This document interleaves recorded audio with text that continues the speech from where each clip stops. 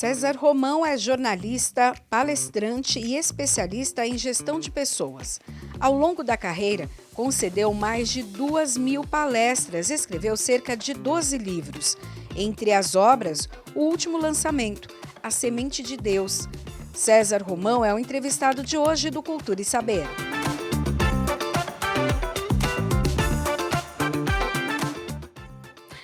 César Romão, aqui a gente tem A Semente de Deus. Me conta um pouco, o que a gente encontra nessa obra? Primeiro, é um prazer estar com você, Priscila, uma grande jornalista, grande apresentadora. A Semente de Deus foi meu primeiro livro de sucesso. Ele saiu em 1991. É um livro que eu chamo de livro inspirado. Na minha carreira eu tenho os livros inspirados e tenho os livros de ideias, né? Então, A Semente de Deus foi um livro inspirado. Logo que saiu, ele tornou-se um fenômeno editorial aqui no Brasil, entrou para a lista de mais vendidos, ficou muito tempo. Segundo os editores da lista, ele ainda deveria estar, né? Mas a lista só tem 10 lugares, então normalmente o livro fica um tempo e depois ele abre espaço para outros. Este livro me levou para outros países.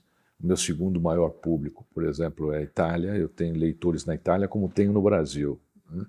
E aí países hispânicos, praticamente todos eles, Alemanha, Rússia, que é um país muito difícil, né? Então eu tenho lá 12 livros na Rússia. Eu nunca imaginei que o povo russo fosse tão espiritualizado. Existe um lado de espiritualidade neles, porque A Semente de Deus fala justamente sobre isso. Ele fala do mundo corporativo. A empresa socialmente humanizada também pode ser lucrativa. A empresa espiritualizada também pode ser lucrativa.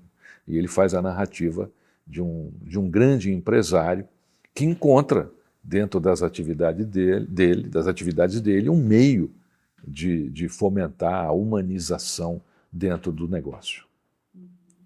Esse foi um best-seller. Olha, eu diria a você que o primeiro é sempre o primeiro, né? Após A Semente de Deus, eu escrevi mais 24 livros, 13 deles seguiram pelo mesmo caminho, né? Alguns livros de ideias temporais, a questão dos livros é assim, né? Tem livros que são atemporais, esse é atemporal.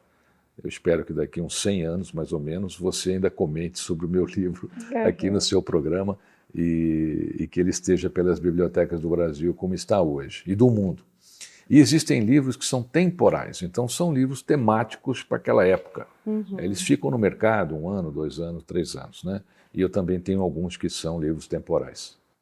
Como jornalista, também as suas obras elas têm um viés que ajuda na formação do profissional, ou fala do jornalismo, ou você focou aqui na parte mais espiritual? Então, eu consegui meu MTB através da comprovação de mais de 15 anos escrevendo para jornais e revistas, então eu sou um jornalista profissional. Eu presido o Conselho de Presidentes da Associação Paulista de Imprensa e eu confesso a você, como jornalista, minha experiência jornalística influenciou pouco nesse livro. E a razão é simples, porque é um livro inspirado. Agora, a minha visão jornalística me influencia muito nos livros de ideias. Então, nos livros de ideias, a gente acaba sendo um pouco jornalista, né, para fazer a narrativa. Mas um livro inspirado é muito difícil, porque o que é um livro inspirado? Esse livro, por exemplo, eu falei com a minha esposa, falei, olha, não me incomode por uma semana, eu estou com uma ideia, e eu fiquei uma semana dentro do meu escritório, escrevi o livro A Semente de Deus em 7 dias. Então é um livro inspirado, onde, na realidade, Priscila, não deu nem tempo de usar a técnica de redação jornalística, né? Agora, em outros, sim, o jornalismo influencia quando o livro é de ideia. Ou um livro temporal, quando você faz um livro sobre um determinado tema daquela época. E daí, quais são os temas? Se a gente excluir a questão espiritual, quais são os outros temas que você abordou? Olha, eu fiz um livro após esse, foi A Razão da Vida, Tente Outra Vez, Tudo Vai Dar Certo, Nossa, eu vou lembrar de todos aqui. Pera, deixa eu nominar aqui. Então, vamos lá. Semente de Deus, a razão da vida, tudo vai dar certo, conduta mágica, a força da intuição, fábrica de gente, rota dos vencedores, a rota dos vencedores, super dicas para motivar sua vida e vencer desafios, e o mais recente de todos é Ensinamentos Bíblicos para o Sucesso. Esse livro é muito interessante. Nesse sim eu usei 100% de jornalismo. Por quê? É um livro que eu pesquisei. A Bíblia é um livro muito difícil, né, para as pessoas lerem, é um livro muito interpretativo. Aliás, é um livro que eu gostaria de ter escrito, mas não deu tempo, escreveram antes de mim, então não consegui. E o que eu ouço nas minhas palestras? Quando eu termino as palestras, eu fico ali autografando, e muita gente fala: Romão, eu gostaria de aprender a ler a Bíblia, mas eu não consigo. Eu gostaria de aprender a interpretar a Bíblia, mas eu não consigo. Eu sou um apaixonado, né, pela Bíblia como elemento de jornalismo da humanidade, né? A Bíblia é um grande livro de jornalismo, né? Narrativo, inclusive. E aí o que eu fiz? Eu falei: olha, eu vou melhorar essa situação dessas pessoas. Eu vou aproveitar o meu conhecimento bíblico e vou fazer um livro com ensinamentos bíblicos, por exemplo, para o sucesso. E aí eu selecionei, dentro da Bíblia, 60 passagens bíblicas que relatam ligação com o sucesso. Coloco essas passagens e faço uma interpretação contemporânea, que é uma interpretação que qualquer jovem, qualquer pessoa, ao ler, vai entender. Eu atingi o meu objetivo devido ao sucesso do livro, né, e o feedback que a gente recebe. Romão, eu nunca pensei que eu poderia aprender 60 ensinamentos da Bíblia, tão fácil. E este livro eu tenho como ideia que ele se torne uma série, né? Então, ensinamentos bíblicos para a família, para a felicidade, para a saúde, né? Eu tenho material suficiente para isso. Nesse sim, Priscila, eu usei um dos elementos do jornalismo, que é a pesquisa. Sim. Conta pra gente pelo menos um desses 60. Conto sim.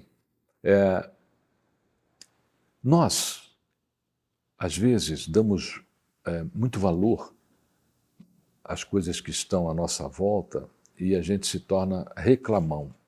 A gente passa a reclamar muito. Então, tem um capítulo lá que ele é assim. Ele fala do caminho de Emaús. Então, dois peregrinos, o pessoal acha que é apóstolo, que é discípulo. Não, não eram apóstolos nem discípulos, eram peregrinos. Dois peregrinos vão pelo caminho de Emaús para fugir de Jerusalém por causa da caça aos seguidores de Jesus. E esses dois peregrinos percorreram, em média, 12 quilômetros para sair daquela caça aos seguidores de Jesus. E no caminho eles vão conversando. E vão conversando mais ou menos assim. Mataram Jesus, não temos a quem seguir, agora vão estar atrás de nós, o que faremos, né? E agora nós não temos mais mestre, não temos a quem seguir, como é que a gente vai fazer? Ele não devia ter morrido, e aí vão reclamando. No meio dessa conversa reclamativa, uma terceira figura se junta a eles.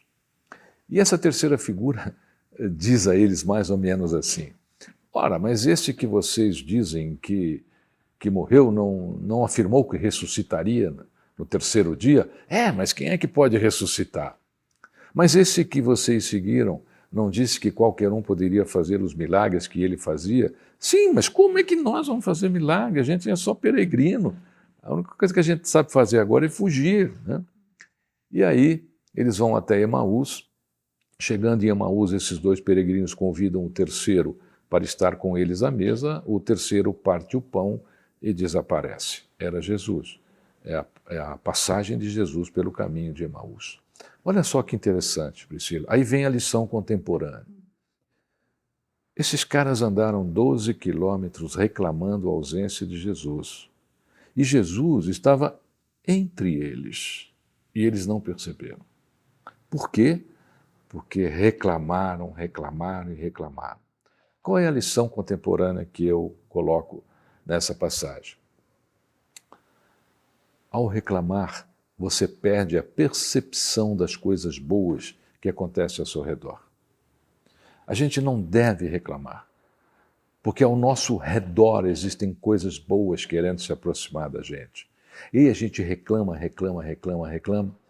e essas coisas boas se afastam. Então, não reclame, porque ao reclamar, você faz com que as coisas boas se afastem de você. Você perde a perspectiva das coisas nutritivas ao seu redor. E o livro todo é assim em cada passagem bíblica. Inclusive, até esses pensamentos, as suas reflexões viraram pílulas, né, em TVs também. Então é um minutinho que você tem para falar sobre isso e trazer um alerta. A reclamação, reclamar novamente, né, falar e falar a mesma coisa o tempo todo, né? É verdade.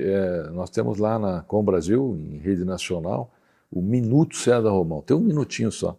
Ele é até um pouco diferente, porque ele passa nos breaks, não é um programa. É como se fosse um comercial, mas não é um comercial, é um programa, só que é um programa de 1 minuto. Ele faz muito sucesso, o Minuto César Romão. Ele tem tido assim, uma aceitação maravilhosa. Eu fico muito feliz, sabe por quê? Eu inspirei muita gente a fazer minuto. Então, todo mundo que está fazendo um minuto aí começou assistindo o Minuto César Romão. E está aprendendo uma outra lei do jornalismo, que é a síntese. Né? Você aprender síntese é fundamental para quem é jornalista. Então, resumir um tema, abertura, discorrer e fechar em 1 minuto, você é um grande jornalista e não sabe, hein? E já tem sucesso, as pessoas têm falado sobre isso, não só do Minuto César Romão, mas também dos livros. Fala um pouco do feedback que você recebe. Olha, é muito interessante, cada livro tem uma história diferente que chega até mim. Por exemplo, tem um livro que eu não citei aqui, agora ele entrou aqui na visão panorâmica, Só o Amor Não Basta. Olha que interessante, esse é um livro jornalístico. Vou explicar a você por quê. Ele faz muito sucesso aqui no Brasil e, inclusive, na Itália. É o segundo sucesso literário lá que eu tenho. Todos são, mas esse Semente de Deus e Só Amor Não Basta, eles passaram da curva, né? Este livro, ao estar ali autografando, eu presto muita atenção, eu converso com as pessoas, né? E as pessoas vinham reclamar comigo. Então, elas diziam assim, Romão, eu amo a minha mulher, mas eu não aguento mais, eu vou me separar. E vice-versa. Romão, eu amo meu marido, mas eu não aguento mais, eu vou me separar. E eu fiquei intrigado, como é que pessoas que se amam podem se separar? Como é que o amor, uma coisa tão poderosa, não consegue segurar a união? E aí eu abri uma pesquisa, na época, pesquisando pessoas que se separaram, pessoas que estão para se separar, foram mais de 900 entrevistas, através de um canal de pesquisa do meu site. E quando eu equalizei a pesquisa, havia um termo em comum entre essas pessoas. E o termo era justamente esse. Só o nosso amor não bastou. Só o amor não foi suficiente para a gente ficar junto. E aí escrevi o livro, Só o Amor Não Basta. Este livro tem ajudado muita gente, ele tem resgatado casamentos, relações. Há um tempo atrás, logo que saiu o livro, um garoto se aproximou com o livro na mão, pediu autógrafo, era um menino, ele devia ter acho que 10 anos. E essa talvez tenha sido a coisa que mais me emocionou em relação a esse livro, né? E aí eu olhei assim, eu senti que o casal que estava atrás eram os pais, né? Ele falou assim para mim, Romão, autografa para mim. Eu falei, você vai ler? Vou ler, porque este livro, graças a ele, eu vou crescer com os meus pais unidos. Eles estavam separando, leram o livro, aplicaram e hoje estão aí felizes. E menos um garoto, né, de pais separados no planeta. Esse é o que eu conheci, mas eu tenho dezenas de relatos. O livro ele versa assim. Primeiro, as pessoas precisam entender que existe uma diferença genética entre homem e mulher. Então o livro fala da diferença genética entre homem e mulher. Porque o homem quer que a mulher assista futebol, a mulher quer que o homem assista novela, e um fica querendo o que justamente o outro não gosta de fazer. Às vezes faz porque quer agradar, mas isso cansa, né? Então o homem tem um comportamento, a mulher tem outro comportamento. Nós homens ainda somos ogros, né? Ainda vivemos na caverna. Vocês sabem disso, né? Mas nós não sabemos. Então, você precisa descobrir, meu querido amigo. Aí, leia o livro Só Amor Não Basta, você vai descobrir o ogro que você é. O livro fala das diferenças entre homens e mulheres, né? Não só as diferenças genéticas, como as diferenças comportamentais. E como a mulher deve se comportar mediante algumas atividades do homem e vice-versa, o homem diante de algumas atividades da mulher. E o ponto alto do livro é justamente esse, que só o amor não vai manter mesmo. Se só o amor mantivesse, a gente não tinha tanta separação, Priscila. O Brasil está hoje entre os países com casais mais separados do mundo. Então, nesse livro, você vai aprender as competências para amar. Porque se você não tiver competência para amar, esquece, o teu relacionamento está falido. Vou dar uma só, tá? Para você ficar curioso e você ficar curiosa. Existe uma série de competências que nós precisamos desenvolver para amar. Sabe qual é a primeira? Paciência. As pessoas não têm mais. A primeira coisa que você precisa desenvolver num relacionamento é a paciência. Paciência de ouvir. A paciência de não ser tão reativo. E eu falo sobre isso, né? As pessoas estão muito reativas hoje nos relacionamentos. Às vezes a mulher põe lá uma cama bonita, o maridão toma um banho, pega a toalha molhada e joga em cima do edredom novo. Ela vai lá na primeira vez e tira. Ele faz isso a segunda vez. Ela vai lá na segunda vez e tira. Na terceira vez que ele fizer, para a mulher já é ofensa, é descaso. Aí a mulher, como ela adora uma pendura, ela pega todas aquelas penduras que ela guardou durante um ano e joga tudo em cima dele de uma vez. Aí ele diz assim, meu Deus, o que é isso? Você não esqueceu tudo isso? Ela fala, não, eu vou jogar tudo em você agora. Ou ela quer discutir relacionamento, né, à meia-noite. Então, tem que ter paciência, meu amigo, tem que ter paciência, tem que deixar ela falar. Então, o livro, para mim, ele tem sido como uma missão, sabe, de resgate. Até porque eu sou casado há praticamente 35 anos, tenho uma vida muito feliz, uma família maravilhosa, e eu quero isso para as pessoas. Né? Sempre que eu escrevi um dos meus livros, eu sempre me preocupei em ensinar algo que possa ser nutritivo para a vida das pessoas.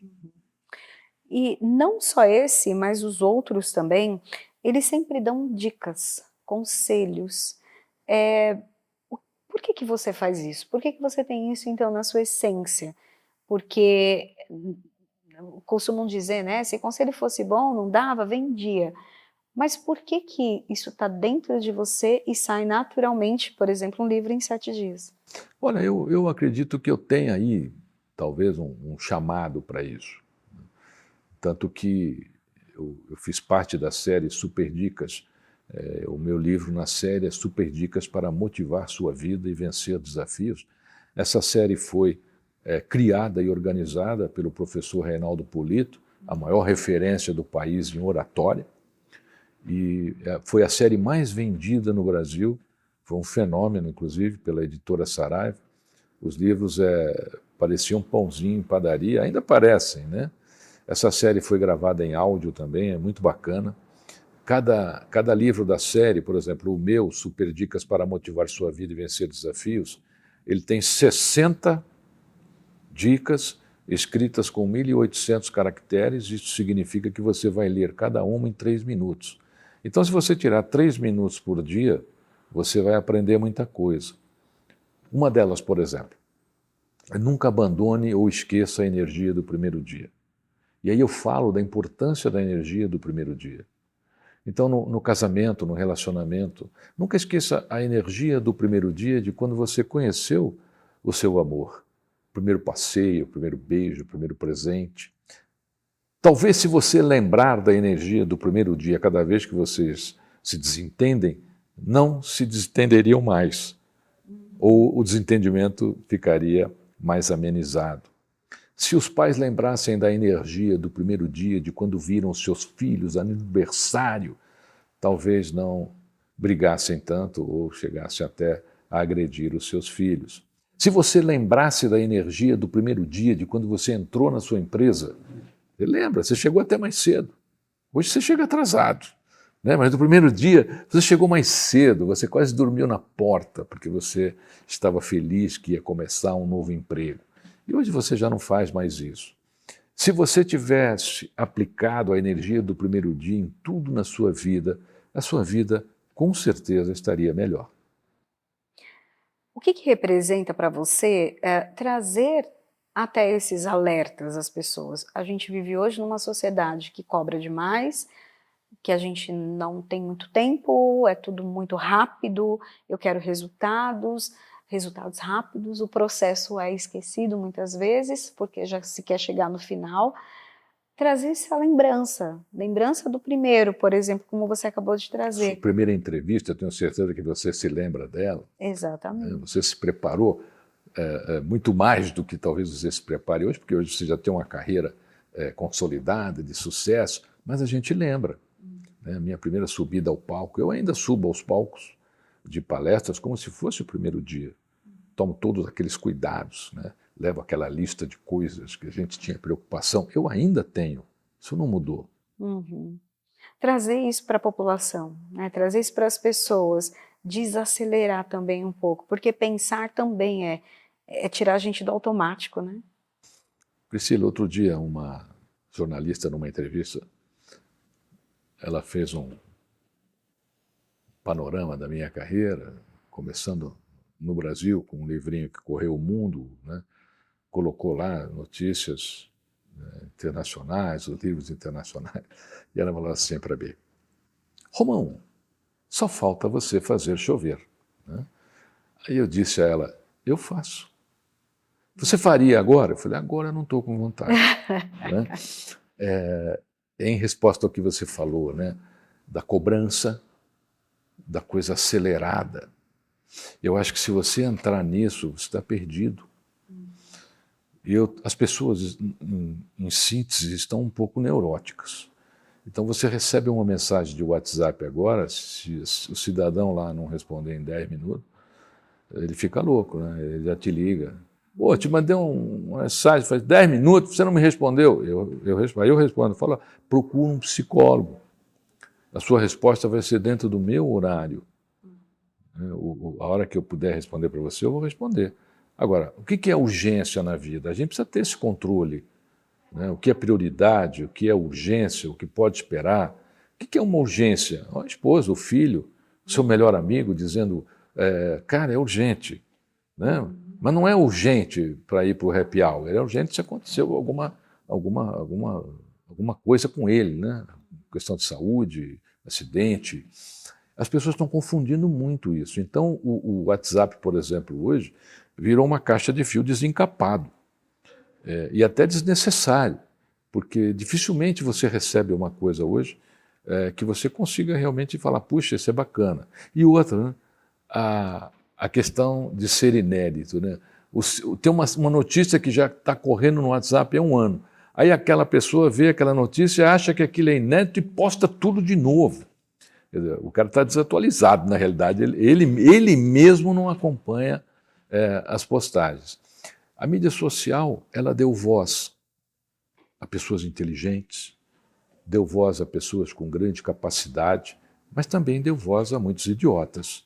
Então, nós precisamos selecionar para o nosso convívio e não entrar nesse frenesi que você citou, emergencial, né? UTI 24 horas por dia.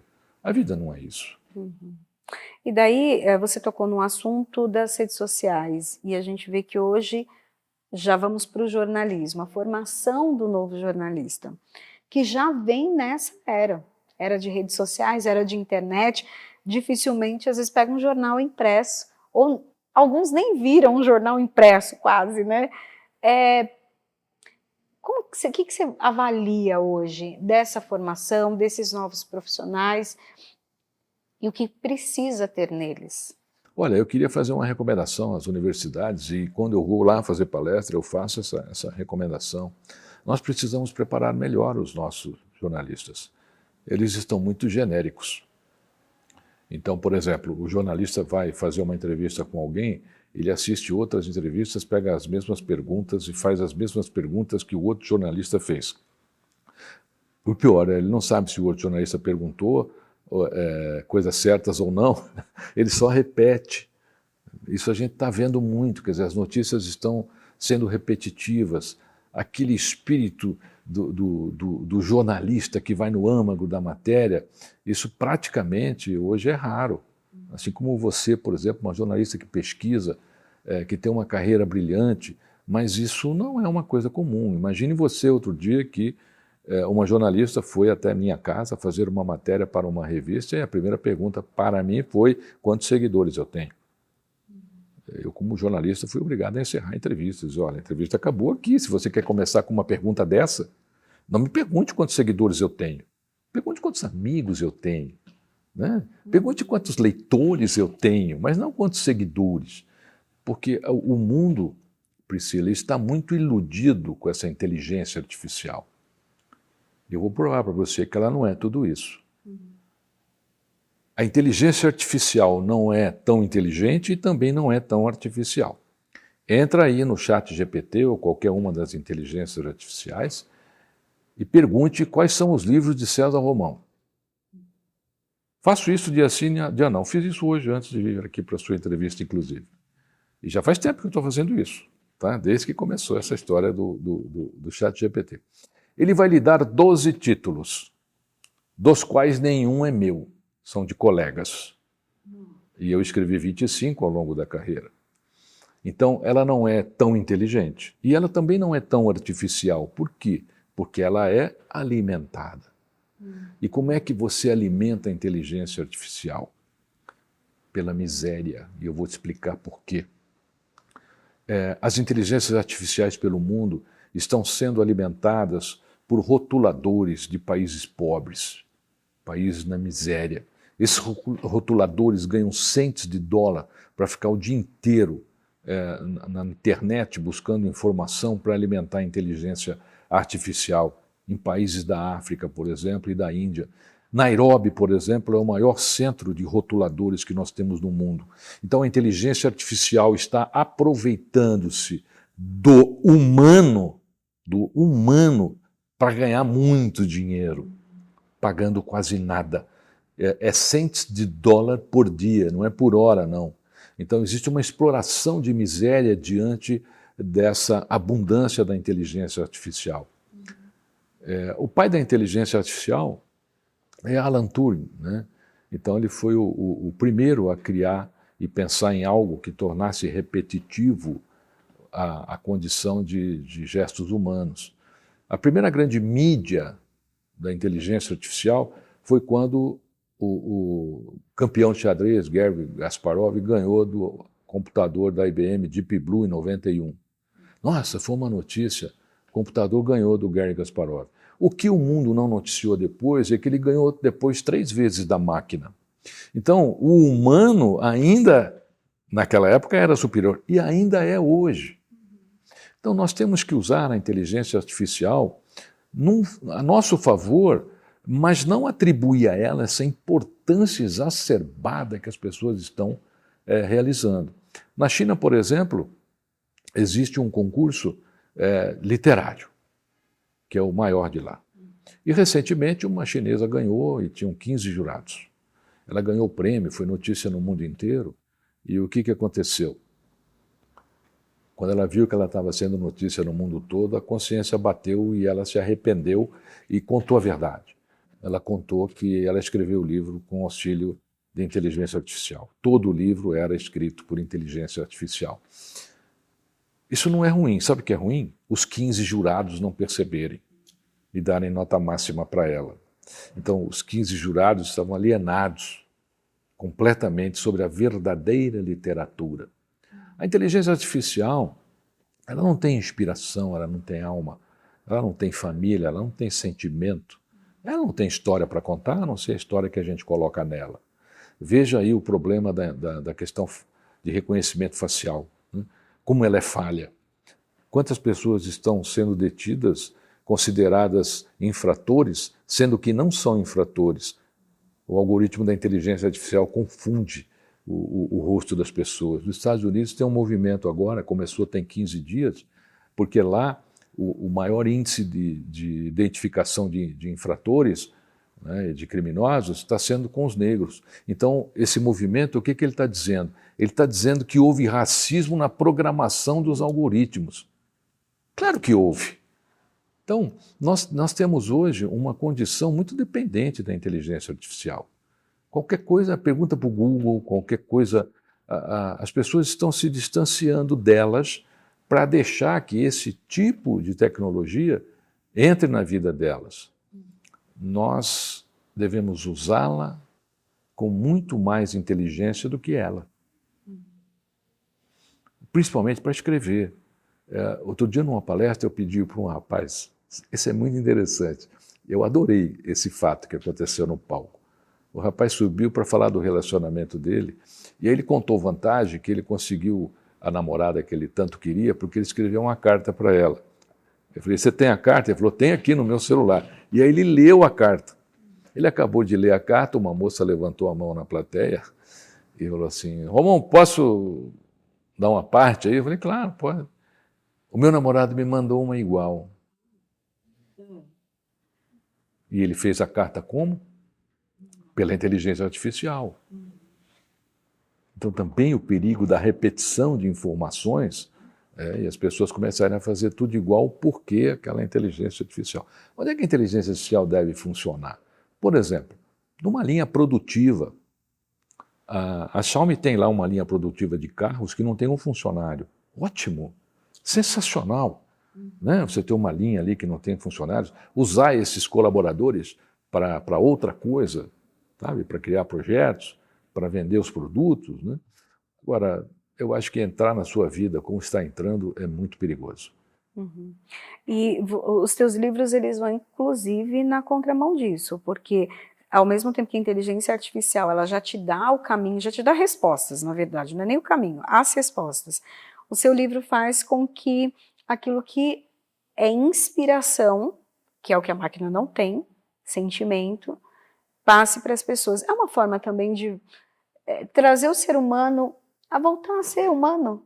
Você está, não sei se essa é a tua pretensão, mas acho que é o caminho que está acontecendo com o seu livro. Não, é isso mesmo, Priscila. Muito boa a sua colocação. E é isso mesmo. Eu acho que nós não devemos esquecer a nossa condição humana.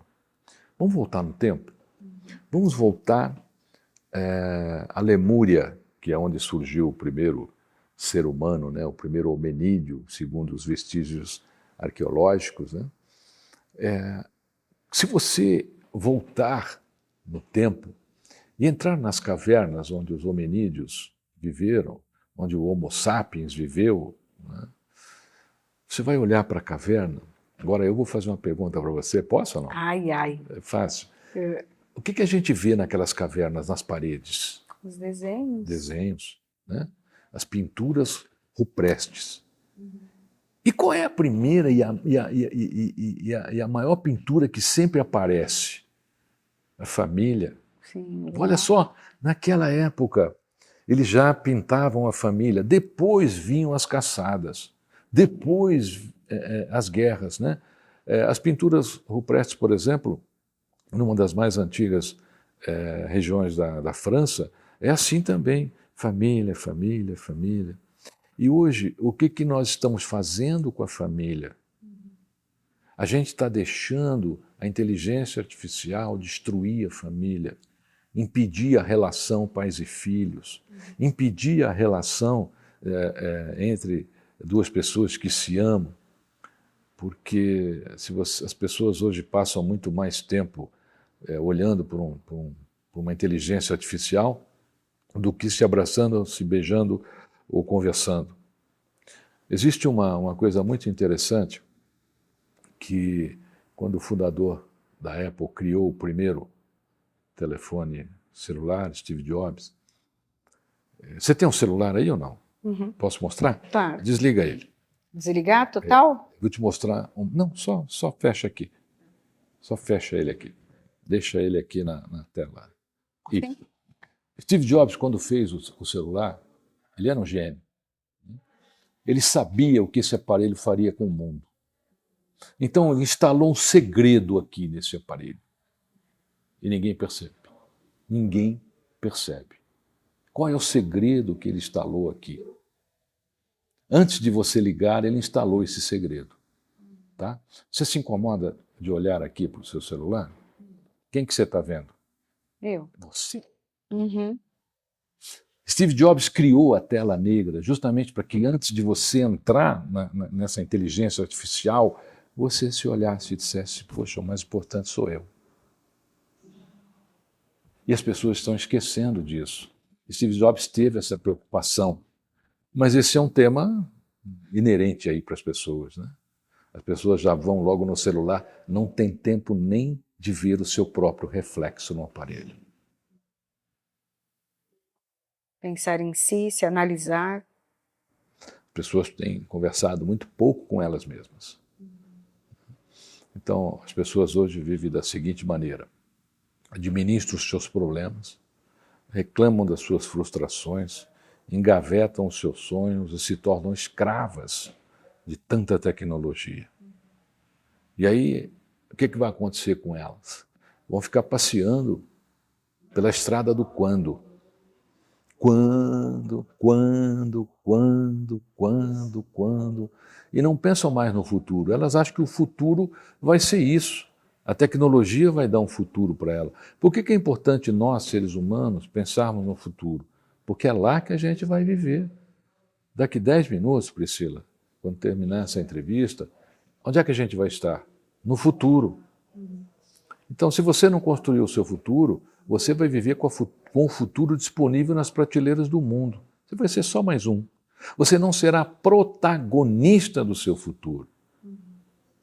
Você estará equilibrado com essa geração viciada na tecnologia.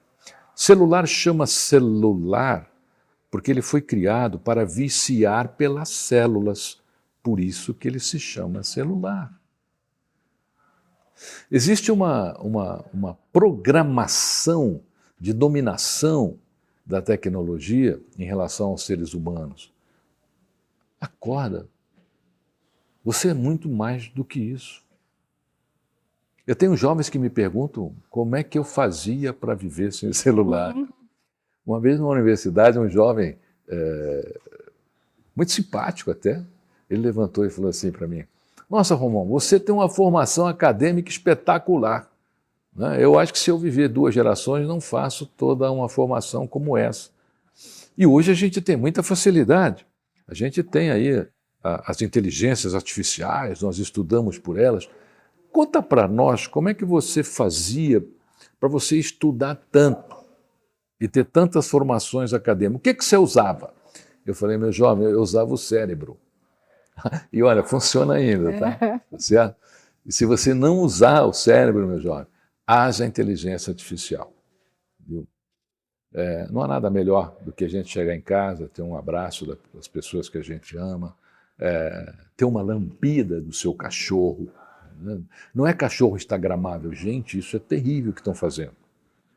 Né? Então, animais hoje, se o animal é instagramável, ele serve. Se ele não é, ele não serve.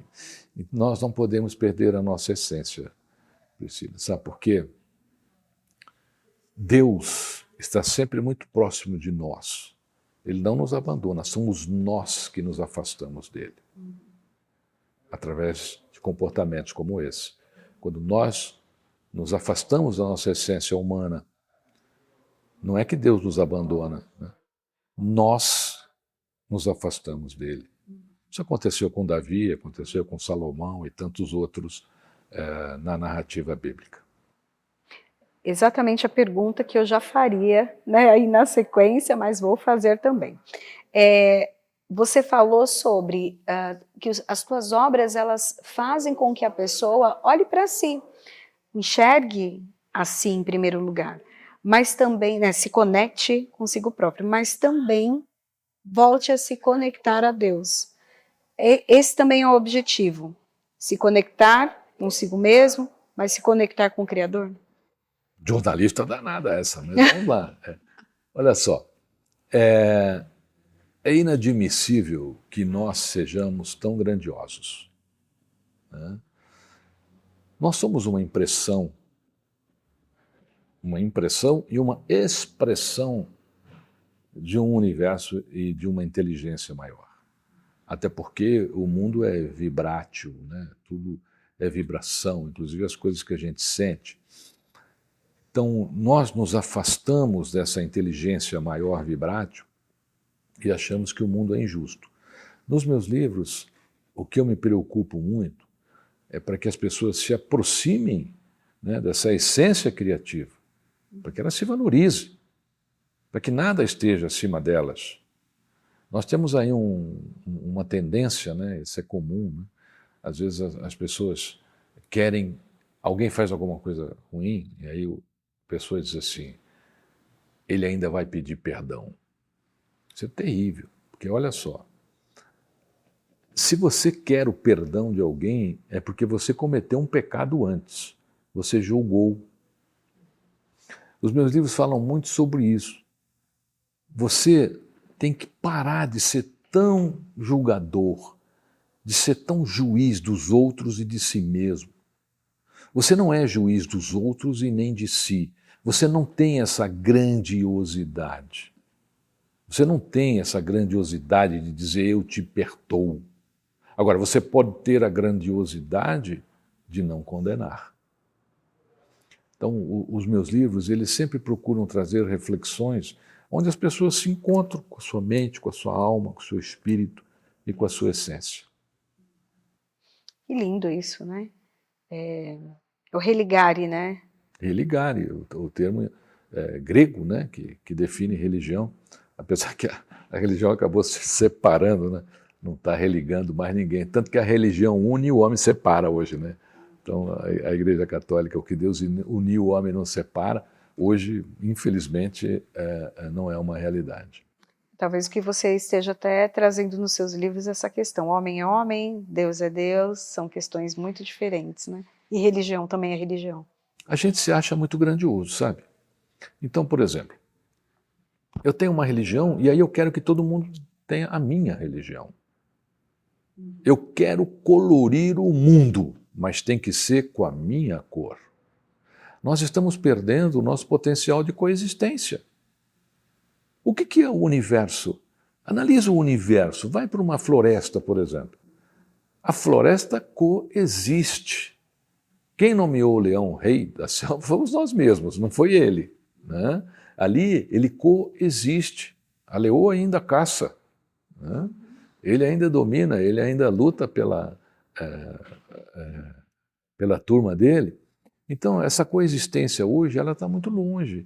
Não é porque eu tenho uma religião que eu preciso convencer o mundo que a minha é a melhor, ou a única. É pior ainda, você achar que aquela religião que você tem é a única. Muitos são os caminhos, mas um é o destino. O destino é só um. É essa reaproximação com a nossa essência humana, com a nossa essência de alma. Eu acho que a gente tem que ser menos convincente em relação ao que a gente pensa. A gente tem que ser mais aberto, tem que aprender a coexistir. Em Israel, por exemplo, em Jerusalém, ali é um exemplo de coexistência. Então você tem várias igrejas que cuidam da área sagrada de Jerusalém. Isso é a coexistência. Porque aquilo não é do católico, não é do ortodoxo, né? Então ali existe uma coexistência. É assim que tinha que ser no mundo. Mas infelizmente eu acho que nós estamos muito longe disso ainda. Com todos esses pensamentos, essas reflexões que você tem, elas ganharam o mundo, inclusive chegaram a um Papa. E teve aí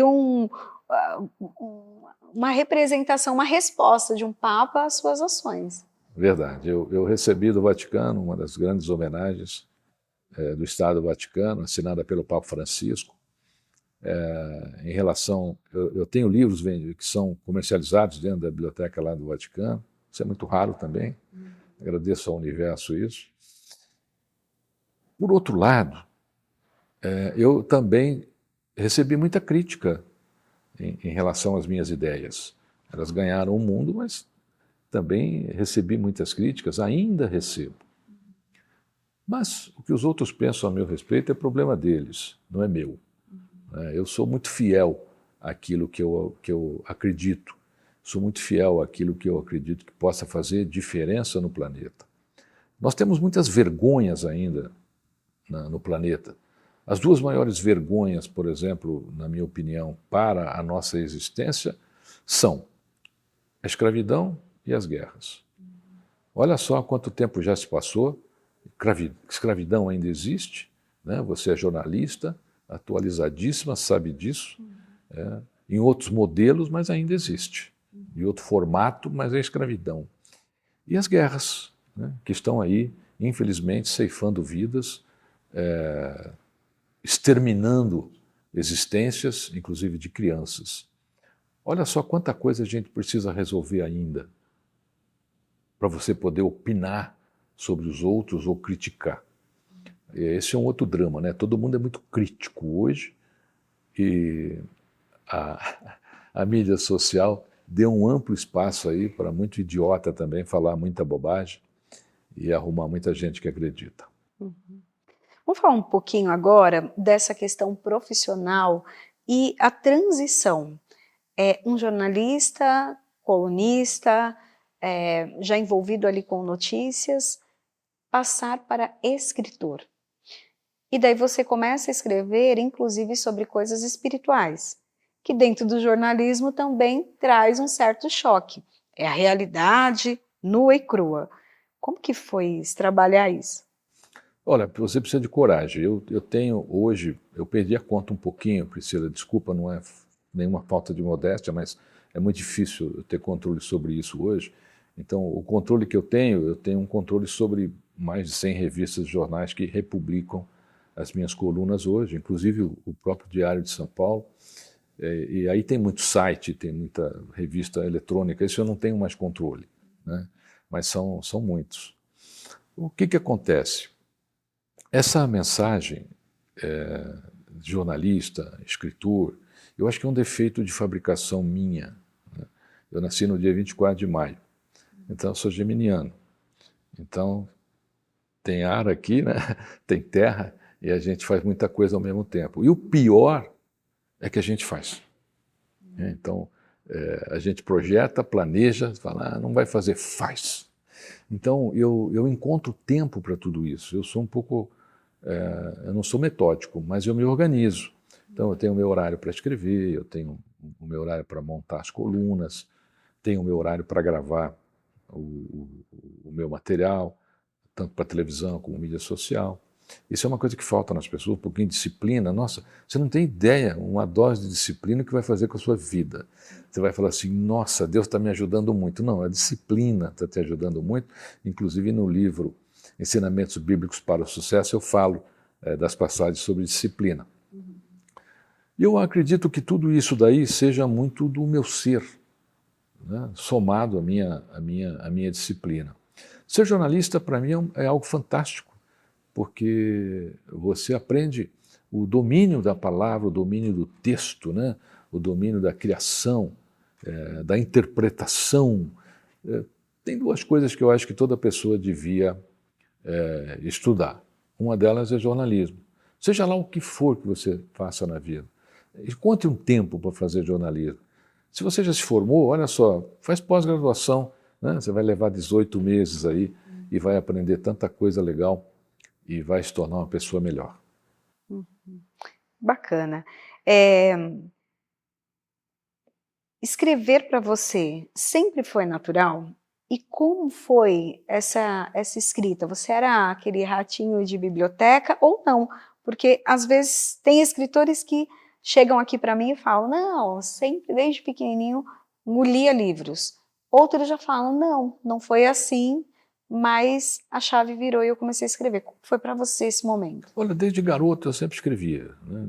Começar pelos bilhetes para minha mãe, então para o meu pai, né? As pessoas da família, já eram textos interessantes. Eu olho hoje, né, escritos com 10 anos, 12 anos. Eu acredito até que eu tenha sido carimbado para essa missão, porque eu sou tão intuitivo para escrever que às vezes eu mesmo fico preocupado. Eu falo, pô, isso aqui veio assim numa rapidez, né?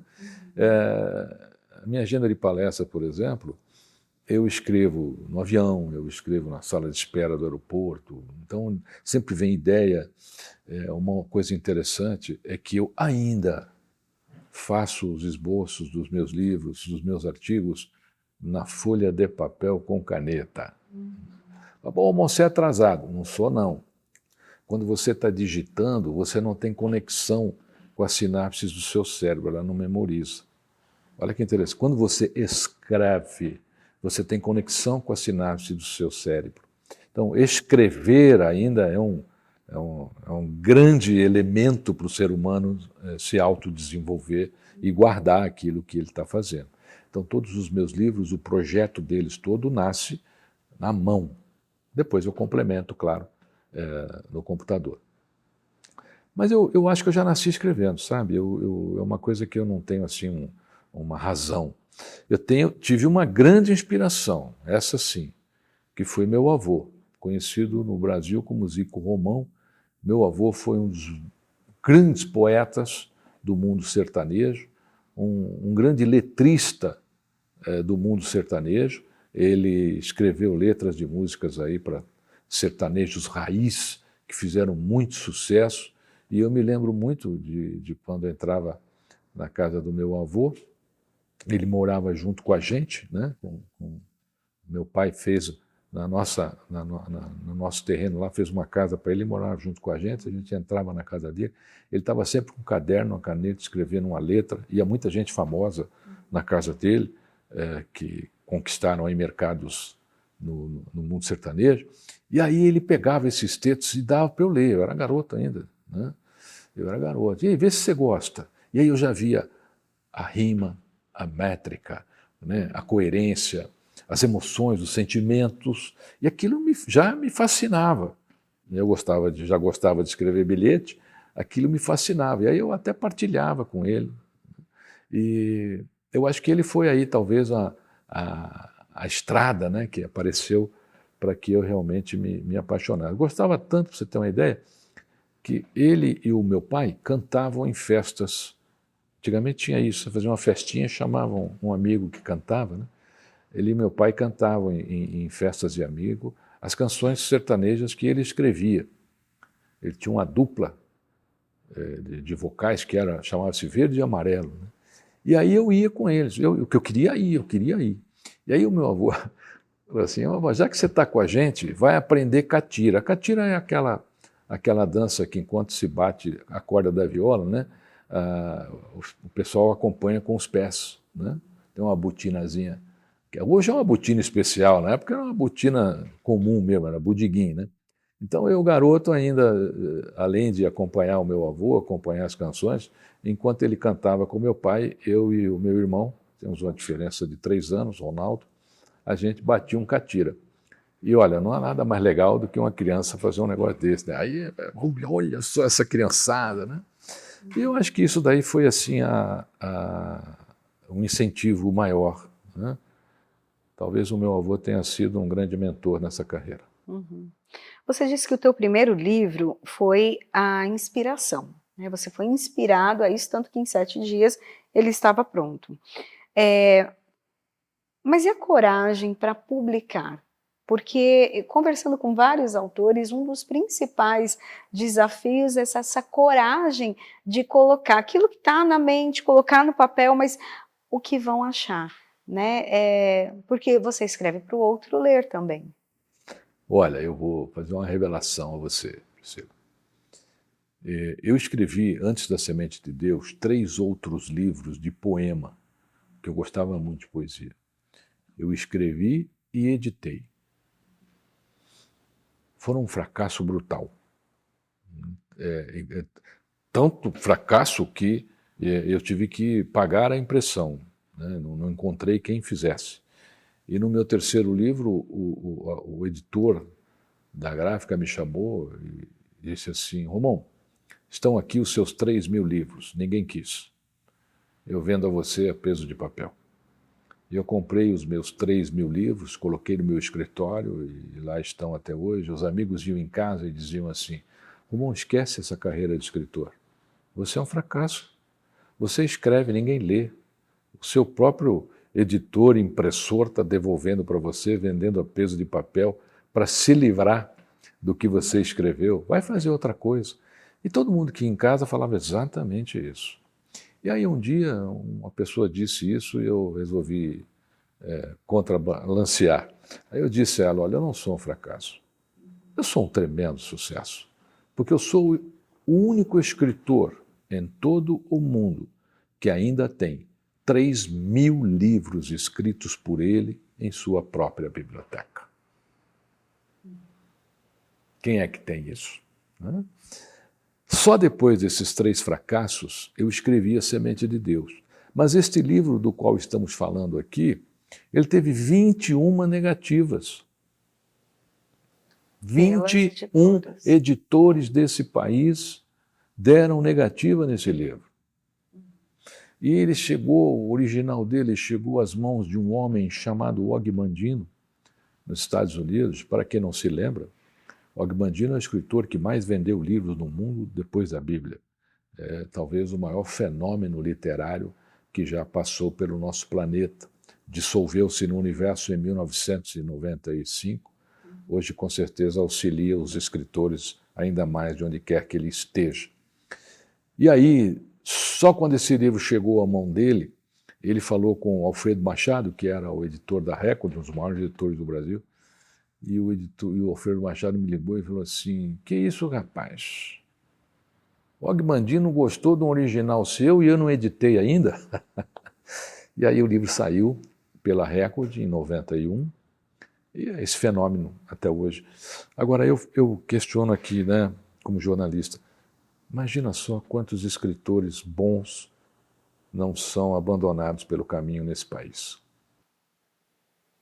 Te dá um pouco de medo esse avanço tecnológico e você tem os seus livros papel. Claro que eles também têm ali o audiobook, acesso à internet, que são linguagens para os mais jovens, né? Mas o livro em si, papel, impresso, te dá o receio de não existir mais ou não? Olha, eu também sou radialista há 25 anos. Desde que entrei para o rádio, eu ouço que o rádio vai acabar. Uhum. E essa semana fiz lá um programa na Rádio Capital, audiência fenomenal, inacreditável a audiência do rádio. Aliás, olha só, se estourar uma guerra atômica, o único meio de comunicação que vai sobrar é o rádio, não tem outro. Por quê? Por causa das ondas, né? Como o rádio tem ondas curtas, ondas médias, você ainda vai conseguir se comunicar só pelo rádio. Não vai sobrar mais nada, só o rádio. Aquela invençãozinha de Marconi, né? Há um século atrás. Na realidade, eu não tenho medo. Eu não tenho medo nem de pirataria, porque eu já recebi livro em países que eu não tenho contrato. Então, eu sei que na China tem livro pirata meu, e tem alguns outros países que tem também, porque a minha missão ela não está no livro, ela está na mensagem. E desde que eu comecei a escrever, que veio o e-book, eu ouço também, o livro de papel vai acabar, o livro de papel vai acabar. E isso eu não tenho visto uma realidade nas vendas, por exemplo.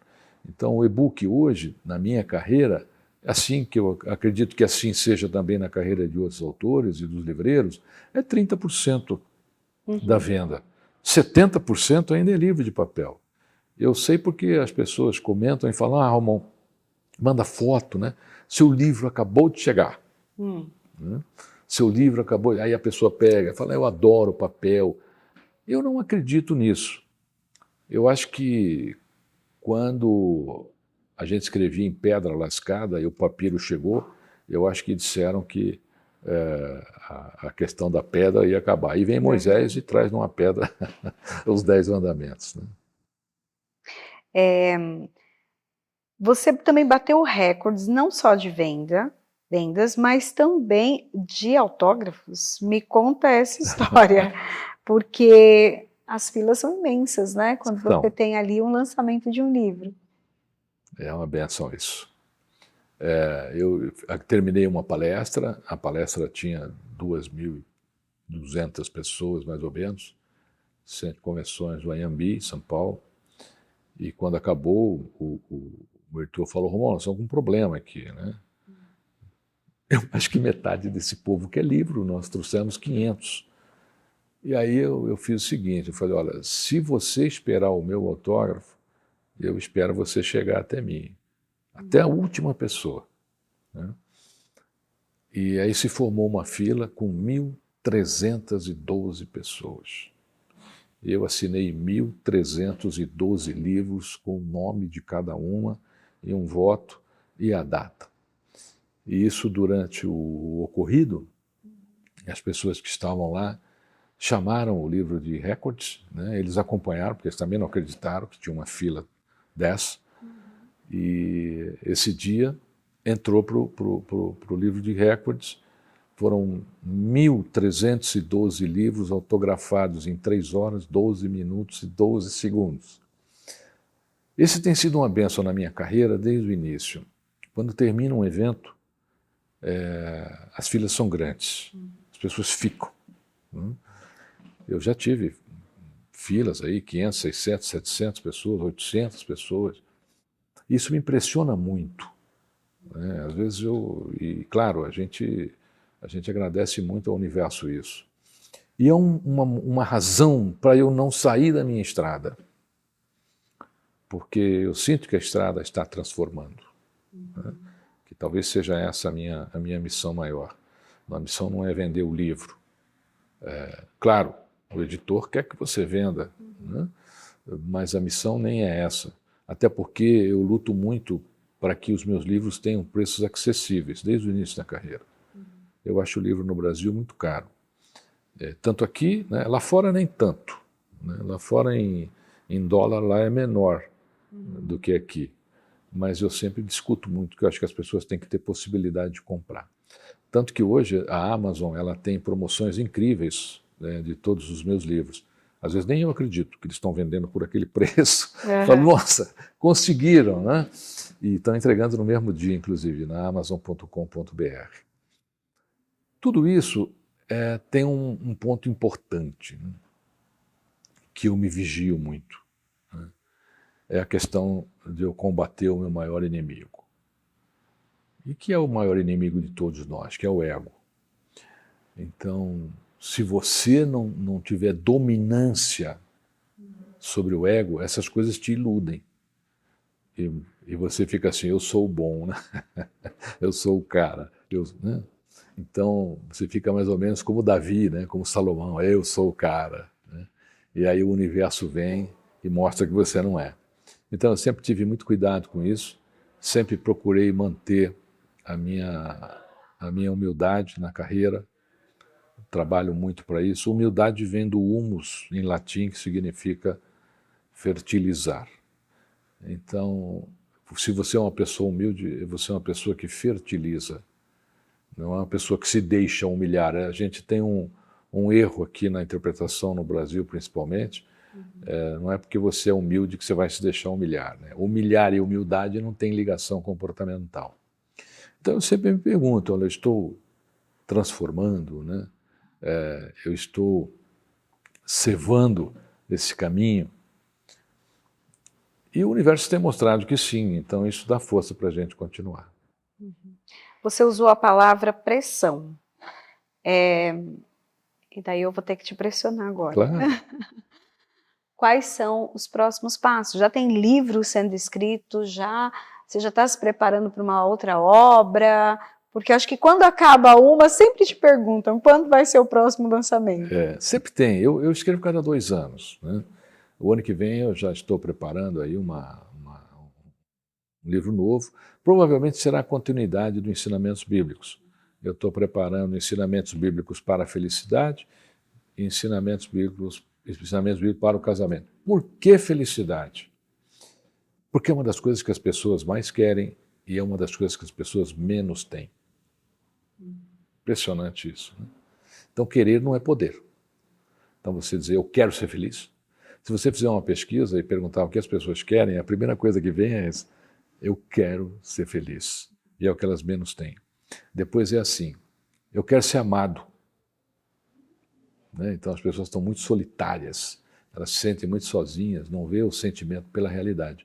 Então, provavelmente, o livro que vai acontecer no próximo ano é o segmento da série Ensinamentos Bíblicos, com o tema felicidade. Bom, quero agradecer aqui essa conversa, né, esse bate-papo que nós tivemos de tanto conhecimento, de tanta introspecção para várias pessoas. Eu acho que vai fazer com que as pessoas parem um pouquinho para pensar. Muito obrigada e obrigada também pelas obras que contribuem para tanta gente. Parabéns. Obrigado. Se você me permite, como presidente do Conselho de Presidentes da Associação Paulista de Imprensa, em nome da Associação Paulista de Imprensa, eu quero te congratular por você ser essa jornalista brilhante que é. Desejo muito sucesso a você. Para nós. Obrigada.